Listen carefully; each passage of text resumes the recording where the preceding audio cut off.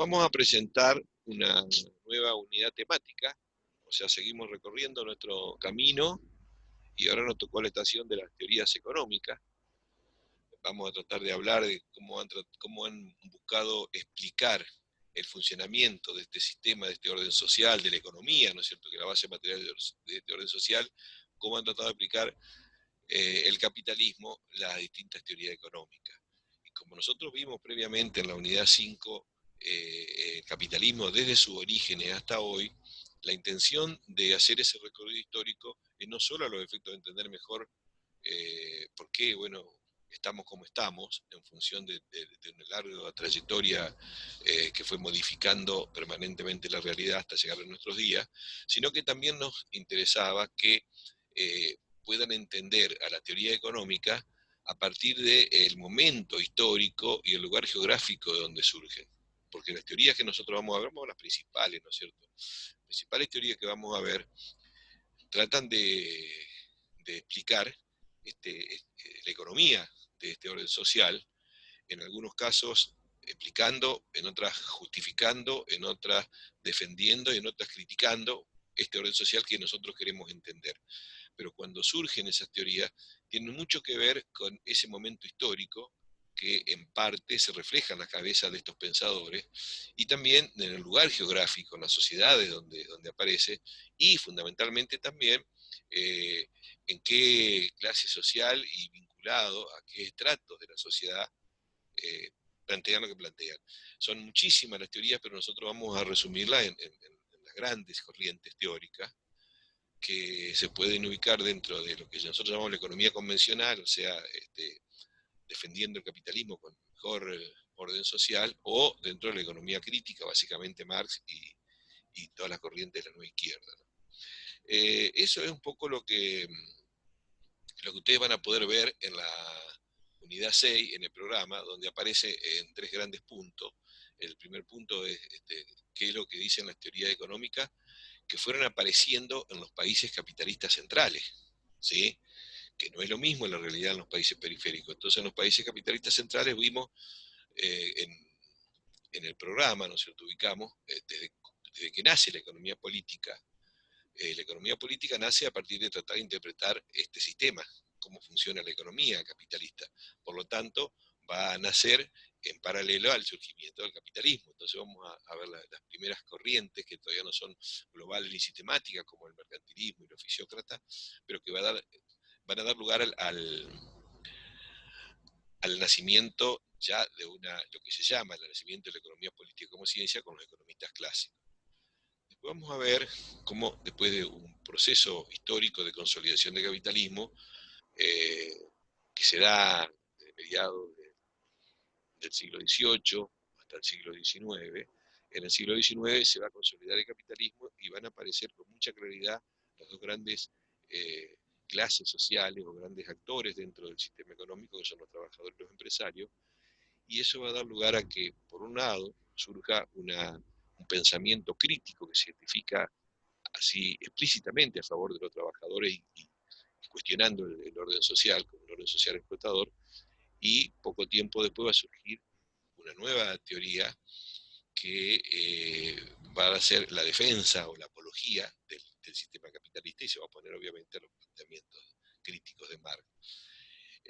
Finalmente vamos a llegar al siglo XX y vamos a ver cómo las grandes etapas de evolución del capitalismo dentro del capitalismo monopólico va a dar lugar, por un lado, a la crisis del 30 y a la crisis del pensamiento hasta ese momento hegemónico, que eran los neoclásicos, y el surgimiento de la teoría keynesiana, que es un pensador que va a apuntalar un poco la reconversión del capitalismo durante la fase de crecimiento después de la Segunda Guerra, el capitalismo fordista keynesiano precisamente, y después va a venir la crisis de los años 70, que va a hacer entrar en crisis la aceptación del keynesianismo como teoría explicativa del capitalismo, y va a resurgir la teoría neoclásica dentro o de la mano, digamos, de lo que se llamó la corriente neoliberal.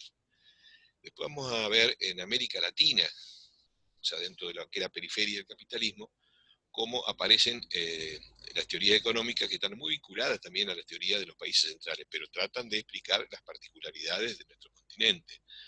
el capitalismo dependiente, en principio el liberalismo, cuando se inserta América Latina en la economía mundial como proveedor de materias primas, en el llamado modelo agroexportador, van a estar la teoría liberal, como la aceptada por los gobiernos, que van a proponer justamente esa integración subordinada, y va a tener una etapa mucho más pura, el liberalismo puro, y después cuando la crisis del 30 pone en cuestión ese modelo agroexportador, va a aparecer un liberalismo intervencionista porque va a usar el Estado para reacomodar los intereses de esos sectores. Cuando se inicia la fase de industrialización por sustitución de importaciones en América Latina, a partir de los años 40, de fines de los 40 va a aparecer una teoría que va a tratar de interpretar esa realidad y de desarrollar un pensamiento que explique cómo se da, ¿no es cierto?, la inserción de América Latina en el mundo, y se llama el estructuralismo latinoamericano, a partir de la CEPAL, que es una organización dependiente de las Naciones Unidas, y uno de los principales impulsores, el fundador, el iniciador de todo esto, un economista argentino ya fallecido, que fue Raúl Previn.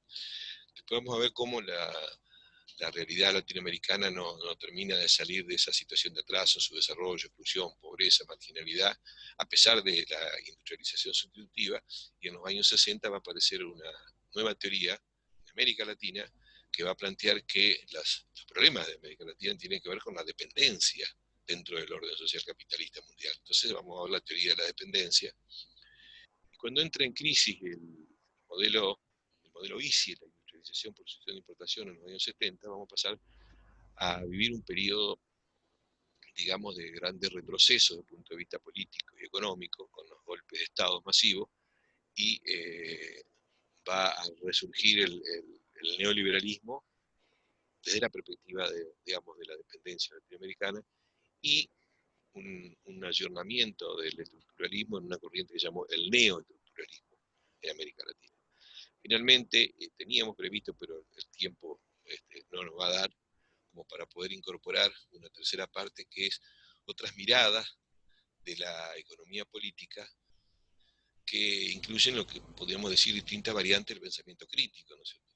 Aquello que plantea la economía social y solidaria como reemplazo de la economía egoísta y competitiva del capitalismo, los que suman la importancia de la economía feminista, la economía de los cuidados, que está tan descuidada en el marco de este sistema, la economía ecológica, que surge bueno, como un complemento indispensable para poder entender la realidad en la depredación que genera este sistema, y las distintas alternativas al desarrollo que se plantean que la salida no pasa por otro tipo de desarrollo, sino por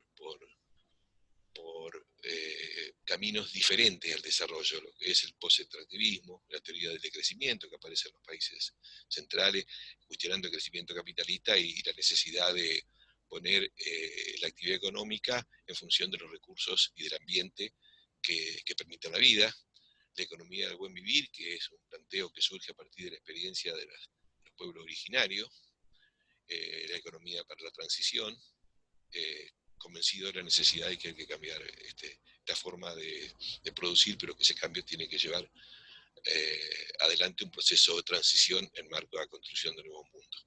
Así que bueno, este es el panorama de lo que nosotros vamos a ver sobre la teoría económica, y comenzaríamos entonces por plantear el inicio de la teoría económica en los países capitalistas centrales, que como ustedes verán acá en el esquema, hay una línea que trata de poner en el tiempo, en la evolución histórica del capitalismo, las tres grandes etapas que nosotros vimos: el capitalismo mercantil, que va desde el principio del 1600 hasta mediados del siglo XVIII, 1750, que es la etapa del capitalismo mercantil, y en ese marco que nosotros ya vimos como el capitalismo comenzaba a esbozarse, a generar, a crear los distintos mercados a partir del rol activo del Estado para ir modificando, digamos, la realidad feudal y posibilitando el desarrollo de las relaciones capitalistas a través de la fuerza de trabajo libre, o sea, trabajadores que pudieran vender libremente su fuerza de trabajo, a través de la acumulación de capitales, a través del saqueo de las colonias, es decir, de todo un proceso histórico donde el capitalismo comienza a esbozarse, pero que no está muy claro del todo Por eso estos antecedentes de mercantilismo y fisiocracia intentan dar alguna idea de este nuevo orden social, de esta nueva economía, pero que no terminan del todo porque la economía tampoco está muy clara. Pasé recién, a partir de la primera revolución industrial, mediados del siglo XVIII en Inglaterra, que el capitalismo va a empezar a consolidarse y va a mostrar en sí su propia dinámica, y es ahí donde van a surgir con claridad entonces las primeras respuestas integrales de cómo funciona y por qué funciona el sistema, que van a ser con los economistas clásicos. En principio va a ser Adam Smith, y más tarde, ya al inicio del siglo siguiente, en el siglo XIX, David Ricardo, van a ser los principales expositores de esta primera versión o respuesta integral de cómo funciona el sistema económico, cuáles son la forma en que se produce la riqueza, cómo se define qué producir, y cómo distribuir, cómo se distribuye entre entre las grandes clases sociales. Eso van a ser los economistas clásicos, ¿no? Ahora, en el siglo XIX, el capitalismo ya se expande y se ha consolidado, entonces van a surgir eh, por un lado, la vertiente crítica, que es Marx, hacia mediados del siglo XIX, y cuando el capitalismo está dando el paso hacia la fase monopólica, a partir de la segunda revolución industrial, en la década del 80 del siglo XIX, van a aparecer los economistas neoclásicos que van a ser grandes defensores, apología pura del capitalismo, para dar su versión de cómo funciona este sistema. Ya en el siglo XX, el capitalismo va a pasar por etapas de crisis y expansión. La crisis del 30 va a significar que las teorías neoclásicas entran en desuso y van a ser reemplazadas por la teoría keynesiana, que va a interpretar un poco esa nueva etapa del modelo freudista keynesiano. Y el capitalismo entrando nuevamente en crisis del modelo freudista keynesiano en los años 70, va a resurgir, va a aparecer una nueva teoría, la neoliberal, pero que en realidad es sobre la base de la teoría neoclásica ayornada a esta etapa histórica, ¿no? Entonces ahora vamos a ver las características principales de cada una de estas teorías en los países centrales, para después pasar a ver qué es lo que piensan las teorías en América Latina y qué relación tenían con estas teorías de los países del centro. Luis, yo tenía Entonces, una consulta en sí, cuanto esto no sé, a los sí, años de ahí de que vos enfocás, digamos, estas corrientes. No son, digamos, el 1 de enero de 1750, son aproximados y a su vez puede haber teorías que estén compartidas. Por ejemplo, digo, no es que Keynes aparece en el 30, sino que posiblemente sea un poco posterior y luego se pone como un plazo del 30, pero en realidad creo que Keynes escribe en el 35 o más adelante, ¿no? Su teoría general. sí, muy oportuna la intervención del productor ejecutivo. Las fechas son indicativas, los procesos históricos son procesos que llevan mucho tiempo, a veces puede llevar siglos, ¿no es cierto?, como el surgimiento del capitalismo, y a veces puede llevar décadas, no tienen una fecha exacta, precisa, salvo a menos que uno diga, bueno, se murió tal persona en tal año, ¿no es cierto?, o ocurrió tal combate en tal fecha, pero acá estamos hablando de procesos.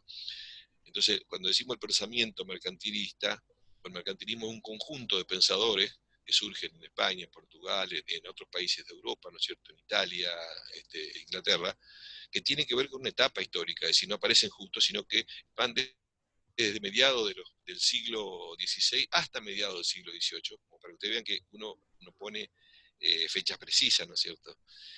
Lo mismo va a suceder con los fisiócratas, los clásicos, y ya vamos a ver, como dice Octavio, de que lo mismo que Adam Smith. Adam Smith ponemos su contribución en la segunda mitad del siglo XVIII, publicó su obra más importante en la década del 70, ese siglo 1776, creo, eh, pero además ya venía produciendo otras cosas. Si no es que solamente fue ese libro el mismo que David Ricardo, ¿no es cierto? Van a ir generando posturas que nosotros podemos decir que en esa etapa surge ese pensamiento, porque tiene que ver con esa realidad que es lo que vamos ahora a visualizar. Exactamente, Es Octavio. como el espíritu de época que le dicen. Zeitgeist, creo que es el alemán. Exactamente, yo creo que es espíritu de época en términos históricos, pero también en términos geográficos, ¿no es cierto? porque no todos los lugares del mundo iban pasando en la misma época por los mismos problemas y por las mismas características, pero también aún dentro de la misma época depende quién le decía, porque hay clases sociales y depende de qué lado se lee, que no es lo mismo, ¿no es cierto? Para una clase social u otra, la realidad se ve de distinta manera. O sea, con estas aclaraciones nosotros vamos a ir hablando un poco de las cuestiones centrales. ¿Qué es lo que nosotros queremos ver? Porque acá cada teoría puede decir, bueno, hay libros, tomos, colecciones de cada uno de los pensadores dentro de los varios que hay en cada teoría económica, ¿no es cierto? ¿Qué es lo que nosotros queremos rescatar de acá? Bueno, ¿cómo trataban de explicar, de ver este nuevo mundo que aparece después de miles de años de evolución del ser humano?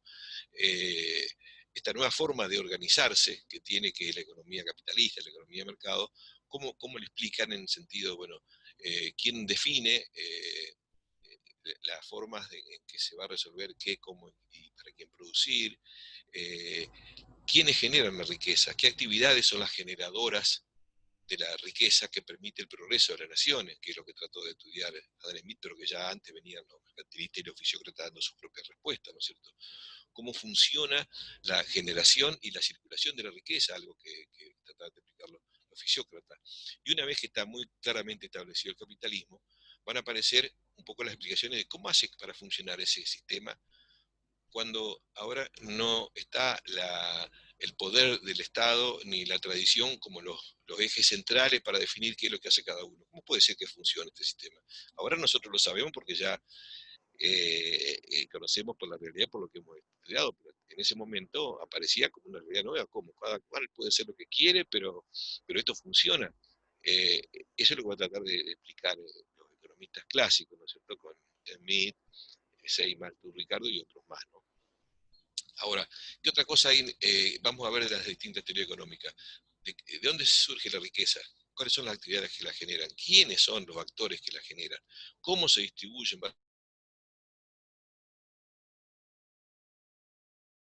Si el mercado funciona armoniosamente Perdón, o Luis, en equilibrio. te tildaste, te tildaste. Sí. Ah, ¿y en Eh, qué parte?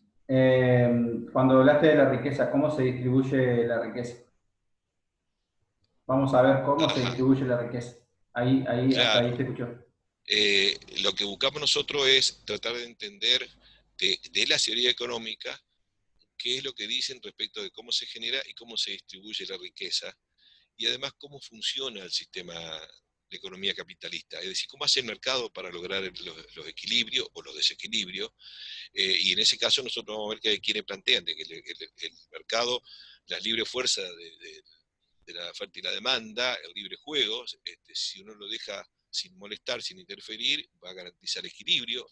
En cambio, otros van a decir, no, el mercado cuando funciona, si funciona bien, va a generar grandes desequilibrios y crisis.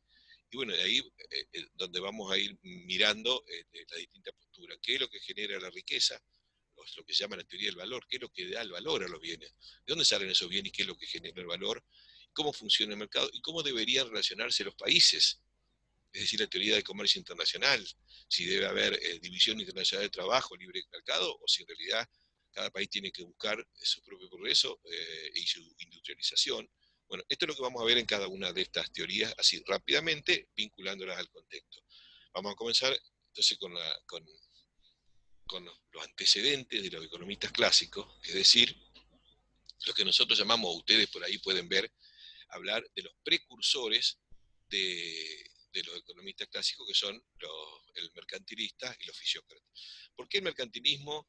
¿Qué es lo que dice el mercantilismo? Bueno, son un conjunto de pensadores que justamente empiezan a mirar una realidad que va cambiando en el mundo, que va modificando ese sistema feudal que estaba atomizado en pequeños reinos a través de la formación de estados que van a ir buscando consolidar mercados más amplios y fundamentalmente también en la búsqueda de mercados amplios, ir consiguiendo una serie de metales preciosos y productos que son escasos en los países donde empieza, en los países de Europa, ¿no es cierto?, a darse este proceso, y cómo se da ese proceso también de expulsión de los siervos de la tierra, porque la tierra va a ser organizada de otra manera por el capitalista, contratando, comprando maquinaria y contratando mano de obra. Entonces acá este cambio va a tener que ser explicado. Y los mercantilistas lo que empiezan a decir, bueno, acá empieza a haber progreso, empieza a haber un proceso de crecimiento de la cantidad de riqueza que se genera en una sociedad, y lo van a ver más bien vinculado, ellos van a asociar la riqueza al comercio.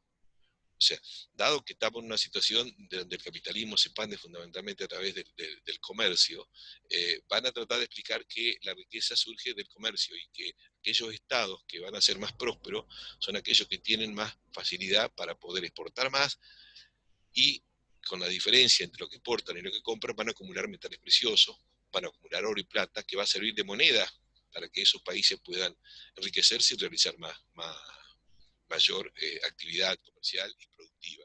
Entonces el mercantilismo va a estar muy atado a ese proceso histórico y a ese lugar geográfico que son los países de Europa, España, Portugal, los grandes, las potencias coloniales, ¿no es cierto? Holanda, Gran Bretaña, y aquellos pensadores van a ver que los países más prósperos y los que más acumulan riqueza son aquellos que son más eficientes en lograr expansión comercial y la balanza comercial favorable.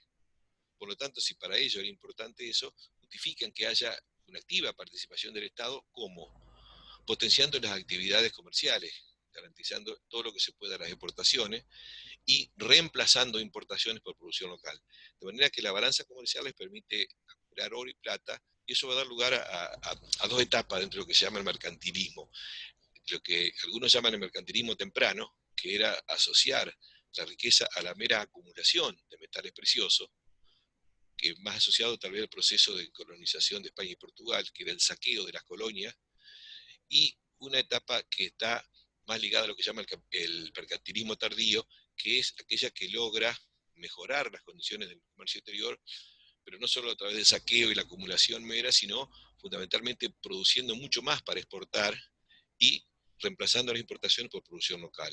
Es decir, una etapa que es posterior, donde se da, en ese caso, como muy ilustrativa la situación de Gran Bretaña. Ahora, el mercantilismo era entonces una teoría económica, o mejor dicho, algunos pensadores que tratan de decir, bueno, esta realidad está cambiando y pasa por esto, porque la riqueza se crea en el comercio permite generar metales preciosos, progreso, los estados tienen que potenciar ese comercio, ser intervencionistas, etcétera, etcétera, etcétera. Ya iniciado el siglo XVIII, y desarrollado el proceso de capitalismo, en especial en Francia, se va a ver que hay una nueva realidad en el sector agropecuario. Los capitalistas arriendan la tierra al terrateniente y ponen a trabajar trabajadores en relación de dependencia, y la forma de organización es mucho más eficaz a los efectos de generar riqueza, y no solamente global, sino para los productores, y van a aparecer entonces otras formas de mirar esa realidad que son los fisiócratas. Los fisiócratas van a ver que la base del crecimiento, la base del progreso, de la acumulación de riqueza, está dada en el trabajo en la tierra. Entonces ellos van a plantear la importancia que tiene esta forma de producción capitalista dentro del proceso productivo en el sector agropecuario. Y ellos van a hablar inclusive de que hay como tres grandes estratos sociales, que hay uno que es el productivo, que son aquellos que trabajan la tierra y que son los únicos que generan riqueza, porque para ellos la riqueza, la única forma de generar nueva riqueza es trabajar la madre tierra, y que después esa riqueza, si bien es cierto que es transformada por los artesanos, por los industriales, y es comercializada después por los comerciantes, eh, este otro sector no generaría riqueza, sino que en todo caso transformaría algo ya generado. Y habría un tercer sector, que sería el sector digamos, de la clase privilegiada, la nobleza, el clero, la iglesia y los terratenientes. Entonces serían tres sectores que se distribuyen esta riqueza, pero que es generada únicamente por los que trabajan la tierra. Entonces, para los fisiócratas, la riqueza es trabajar en la tierra, y se oponían a la intervención del Estado, que interfería ese potencial que se está gestando en el mundo, por lo menos en su mundo, ¿no es cierto?, que es la producción capitalista. Entonces, los fisiócratas van a ser partidarios no de la intervención del Estado, sino el famoso dejar hacer, dejar pasar, que justamente lo que pregonaban era la libertad de mercado y la no intervención del sector público. Con estos antecedentes, y una vez que se va consolidando el capitalismo, en especial en Inglaterra, a mediados del siglo XVIII, con la primera revolución industrial. A partir de esa etapa, la segunda mitad del siglo XVIII, se va a ver con mucho más claridad cómo es la dinámica de este nuevo sistema, de esta nueva forma de organización social que tiene la humanidad, en este caso en Europa y en especial en Inglaterra, a partir de la revolución industrial, y se va a ver cómo es notable el progreso que se genera, la cantidad, cómo aumenta la cantidad de riqueza, de la producción de bienes, y ahí van a empezar a buscar explicaciones un poquito más integrales.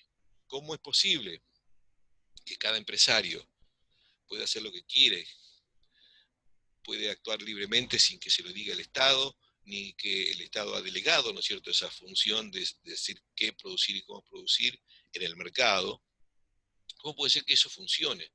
Entonces, bueno, Adam Smith son las primeras explicaciones integrales que dicen, funciona porque existe una especie de mano invisible que a través del proceso de competencia hace de que, aunque el empresario, y eso lo plantea Smith desde un principio, el empresario siempre está guiado por su egoísmo, busca la máxima ganancia, pero cuando busca la máxima ganancia, guiada por el egoísmo individual, sin quererlo, va a producir aquello que demanda la sociedad, y obviamente que le da más beneficio al empresario.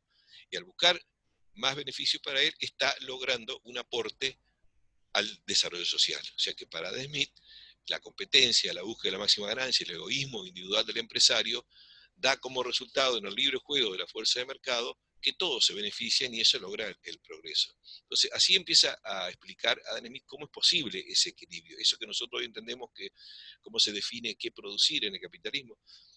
El Estado tiene que dejar hacer, decía Adam Smith, déjenlo hacer, como decían los fisiócratas, ¿no es cierto? ¿Por qué? Y porque cuando quiera buscar ganar, siempre va a tener la competencia de otros, ¿no es cierto? Si quiere ganar demasiado. Pero va a buscar producir aquello que más demanda la sociedad, que se reflejan en precios más altos. Y al producir más, ese precio, bueno, se va a equilibrar y así, de esa manera, funciona la economía. O sea, el libre mercado es un poco la mano invisible, la famosa mano invisible que logra equilibrio, surge con Adam Smith. Cada Smith está en el marco de una revolución industrial donde aparecen todas las formas de producción con división de trabajo interno dentro de la sociedad, y es lo que observó, en especial en la fábrica de alfileres, cómo la división del trabajo logra ser muchísimo más productivo la mano de obra, en el sentido de que si un artesano tuviera que producir, cada artesano todo el alfiler completo, produciría mucho más que dividiendo la tarea entre varios, porque en ese caso la división de trabajo potencia muchísimo y en mucho menos horas de trabajo se produce mucha más cantidad. Entonces lo que dice es que si el trabajo, y con Adam Smith prácticamente nace lo que se llama la teoría de valor trabajo, es decir, Adam Smith dice, la fuente del progreso de una sociedad es el trabajo realizado, y que el sector industrial tal vez es el sector más dinámico porque es donde se da más la división de trabajo y mayor la generación de riqueza. Entonces, ahora, ¿por qué lo dice Adam Smith? Porque están en el marco de un proceso geográfico, histórico que se refleja en esa etapa, ¿no? Y obviamente lo que ve es que el actor, para él, más dinámico es el empresario, que es el que toma el riesgo, que toma la decisión y que lleva a cabo estas actividades. Entonces, No sé si habla Smith sobre los desocupados o hay algún planteo sobre eso, ¿no? Eh, no, en realidad no es un poco el eje de él, sino más bien lo que busca es primero explicar cómo funciona el conjunto de la sociedad. ¿Cómo es posible que eso funcione si cada uno hace lo que quiere? Bueno, Ujú. lo explica de Sí, esa sí. manera, ¿no es cierto? Después dice, ¿de dónde surge la riqueza? No dice que es el comercio, como decían los mercantilistas. No dice que es la tierra, como dicen los fisiócratas. Dice que es el trabajo. El trabajo realizado es lo que permite que haya nuevos bienes y que permite que haya cada vez más progreso. Y si el trabajo está orientado en la división del trabajo en la industria, es mucho más potente, y gracias a eso, entonces, Inglaterra empezaría a ser una gran potencia desde el punto de vista de la producción económica y del crecimiento. Estos son los principales aportes de Adam Smith, además que Adam Smith ya esboza en la segunda mitad del siglo XVIII su pensamiento a favor de que es conveniente no solamente la división de trabajo dentro de una industria, sino la división de trabajo a nivel internacional. Es decir, que si hay países, como el caso Inglaterra, donde él está, ¿no es cierto?, que se ha desarrollado, está capacitado y especializado en producción industrial, no tienen otros países que hacer ese esfuerzo artificial si ya existe Inglaterra, existe una potencia industrial. Que cada uno debe especializarse en aquello que está naturalmente dotado. De manera de que si hay países que están naturalmente dotados en producción primaria, deberían especializarse en producción primaria, cambiar la producción con Inglaterra, que tiene una producción industrial, y cada uno hace la mayor cantidad posible en menos tiempo. Y de esa manera se logra el máximo resultado, en términos globales, a través del intercambio. O sea que era partidario de esto que se llamó después la División Internacional del Trabajo. Un Que poco esos son los aprovechan las aportes. ventajas naturales, digamos. Claro, las ventajas naturales o las que primero desarrolló Inglaterra, porque Exactamente. Inglaterra fue primero proteccionista con el mercantilismo. Y después, cuando tuvo la industria, empezó a pregonar, ¿no es cierto?, la teoría de la El libre ventaja mercado. comparativa y el libre mercado, ¿no? Otro gran pensador, porque nos vamos a desarrollar todos los teóricos, digamos, dentro de los clásicos, fue David Ricardo, que ya ha estudiado cómo funcionaba el capitalismo, cómo se generaba la riqueza, y cómo se intercambiaba a nivel internacional. Ricardo trató de profundizar el tema de cómo se distribuía la riqueza. O sea, David Ricardo, con su aporte de principios del siglo XIX, ya con el capitalismo un poco más consolidado, lo que vio fue la existencia muy clara en el capitalismo, por lo menos en esa etapa y en esos lugares, de tres clases sociales asociadas al proceso productivo, que después van a dar lugar a los famosos los tres recursos, ¿no es cierto? Las clases sociales están asociadas, por un lado, a que era el propietario de la tierra, que era tal vez el medio de producción más importante, todavía en esa etapa de la evolución de la economía mundial, la producción agropecuaria, ¿no es cierto?, la producción de alimentos, la producción de materia prima, que después va a ser transformada por la industria, y la industria después va a pasar a ser el sector dominante. Pero mientras tanto, el sector pecuario es muy importante, y la tierra estaba en propiedad de aquellos que solamente se limitaban fundamentalmente, ¿no?, a detentar la propiedad y arrendarla a cada capitalista que quisiera ponerla a trabajar. Pero en cierta manera estaba más diferenciado la figura del propietario de la tierra y la figura del capitalista. Entonces, la otra clase social es el capitalista, que podía producir la tierra o producir una industria. Pero el capitalista, el rol no era ser simplemente propietario, sino poner en marcha, conseguir los medios de producción, arrendar la tierra si era en el sector agropecuario, comprar maquinaria, equipo, contratar trabajadores y poner en marcha el proceso productivo. Ese era el dueño del capital, ¿sí? Y el tercer actor importante, la tercera clase social que distingue David Ricardo, son los trabajadores. Los trabajadores que él reconoce son jurídicamente libres porque pueden hacer lo que quieren, pero obviamente, como no tienen medios de producción, porque existe la propiedad privada de los medios de producción y está solamente en un sector de la sociedad, que son los capitalistas, los trabajadores se ven obligados a vender su fuerza de trabajo. Y estas tres clases sociales interactúan en el proceso social, y él va a tratar de estudiar cómo se distribuye la riqueza. Porque la riqueza se distribuye naturalmente en el mercado, pero lo que busca son tendencias que muestren en largo plazo cómo se va a ir esa mayor cantidad de riqueza, cómo se va a ir distribuyendo entre estos actores. David Ricardo complementa y profundiza en Adam Smith lo que se llama la teoría del valor-trabajo. O sea, David Ricardo sostiene, obviamente, que el trabajo es el que genera el valor de los bienes, el que produce la riqueza nueva, ¿no es cierto? Son los trabajadores. ¿Y cómo es el tema de la distribución? Los trabajadores reciben un salario. ¿Y qué es lo que va a decir Ricardo sobre esto, que es interesante? Que cuando se distribuye la riqueza, los empresarios a los trabajadores le van a pagar, más allá de la coyuntura de mercado, que puede haber pequeñas variaciones en función de que si hay más o menos desocupado, más o menos poder de negociación, le van a pagar un precio de salario que siempre va a estar cerca de lo que se llama el costo de producción de la mano de obra. Es decir, que el empresario le va a pagar al trabajador para que el trabajador pueda vivir él y su familia. Porque si, dice David Ricardo, si el mercado no reconoce al trabajador como pago el costo de reproducción de la fuerza de trabajo, en el mediano y largo plazo se iba a desaparecer, no iba a haber más trabajadores. Entonces no puede bajar de eso. Pero tampoco tiene que pagarle más, ni le va a pagar más el empresario a los trabajadores. Porque si, según David Ricardo, si le pagara más a los trabajadores iban a tener más hijos, iban a ser más promiscuos, iban a aumentar el consumo y la cantidad de trabajadores, iba a haber una abundancia de trabajadores. Y al haber una abundancia de trabajadores, todos van a querer trabajar y va a bajar el salario. Entonces se dice que el salario va a ir siempre oscilando cerca de lo que se llama el valor, el costo de producción de la fuerza de trabajo. Servía Así, como control poblacional también. sería una especie como que naturalmente el mercado iba a iba a ir poniendo esos límites. Entonces, ¿quién se queda con el fruto de todo el crecimiento de la productividad de la riqueza? Y bueno, entonces quedarían dos sectores para ver si el capitalista o el terrateniente. ¿Qué es lo que recibe el terrateniente? Recibe el terrateniente a rentar su tierra al capitalista. Pero resulta que a medida que aumenta la producción, se van ocupando tierras que no son, las primeras que se ocupan son las más productivas y las más cercanas, ¿sí? Porque es lo que da más ganancia. Entonces el capitalista va a alquilar eso, pero a medida que se aumenta la producción industrial se necesitan más alimentos para los trabajadores, más materia prima para procesar y hay que incorporar tierras que son más lejanas, que son menos fértiles y ya no dan más ganancia. Pero el costo y el precio del producto en el mercado va a estar dado por la tierra más lejana, más costosa, si no, no se pondría en funcionamiento. Quiere decir que los que producen una tierra más cercana y más fértil van a tener un precio, una diferencia adicional. ¿Quién se queda con la diferencia?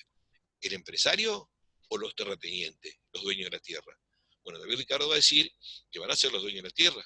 ¿Por qué? Porque los capitalistas van a querer arrendar las tierras más fértiles siempre y eso le va a hacer que suba el precio del arrendamiento. Entonces, ¿quién se va a quedar en última instancia con el crecimiento de la productividad que genera este sistema? Y se van a quedar los terratenientes, lo que se llama la renta diferencial de la tierra.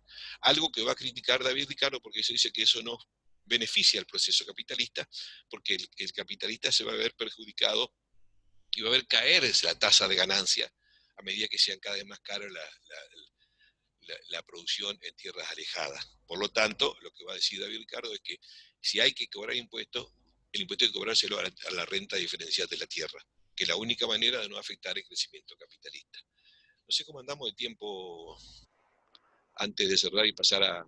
Si vos querés cerrar ahora y después continuamos.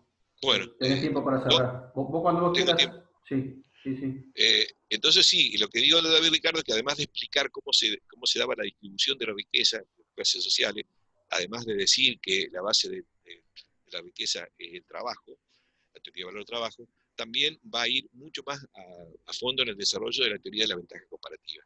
Él va a señalar, a partir de lo que decía Adam Smith, que era necesario que cada país fuera a explotar al máximo sus ventajas comparativas y que de esa manera va a lograrse a nivel global que se produzca mucho más en menos tiempo y que todos se beneficien en el intercambio a nivel internacional. Entonces, con David Ricardo se va a cerrar este aporte de los clásicos, que no por casualidad surge en Inglaterra, porque Inglaterra es la que tenía más interés en que no existan otros países industrializados que compitan con ella, y que de esa manera estos teóricos están avalando, están convalidando una realidad económica y la conveniencia, ¿no es cierto? No solamente de un sector social que son los capitalistas, sino también de una potencia industrial que estaba comenzando a delinear la formación mundial del sistema centro-periferia. Así que por acá vamos a cerrar con los clásicos.